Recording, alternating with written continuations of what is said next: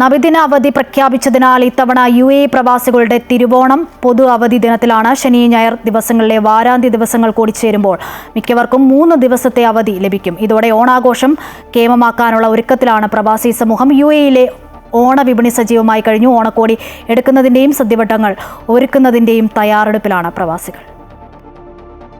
ഓണാഘോഷം വിപുലമാക്കാൻ വൈവിധ്യമാർന്ന നിരവധി ഉൽപ്പന്നങ്ങളാണ് ലുലു ഉപഭോക്താക്കൾക്കായി ഒരുക്കിയിരിക്കുന്നത്.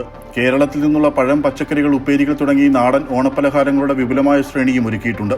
ഇന്ത്യയിൽ നിന്നും 2500 ടൺ പഴം, പച്ചക്കറി ഉൽപ്പന്നങ്ങളാണ് ഇത്തവണ GCCയിലെ ലുലു സ്റ്റോറുകൾ വഴി ഓണവിപണിയിലെത്തിക്കുന്നതെന്ന് Lulu fruits and vegetables director Zulfikar Kadavath പറഞ്ഞു. പഴയിടം മോഹനൻ നമ്പൂതിരിയുടെ നേതൃത്വത്തിലാണ് ഇത്തവണ ലുലു ഓണസദ്യ ഒരുക്കുന്നത്. 25 തരം വിഭവങ്ങളടങ്ങുന്ന ഓണസദ്യയുടെ പ്രീ ബുക്കിംഗ് ആരംഭിച്ചു കഴിഞ്ഞു. 30 തരം പായസങ്ങളുള്ള പായസമേളയാണ് മറ്റൊരു പ്രധാന ആകർഷണം.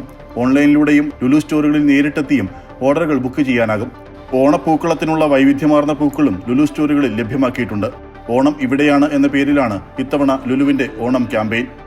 Amrita News, Dubai.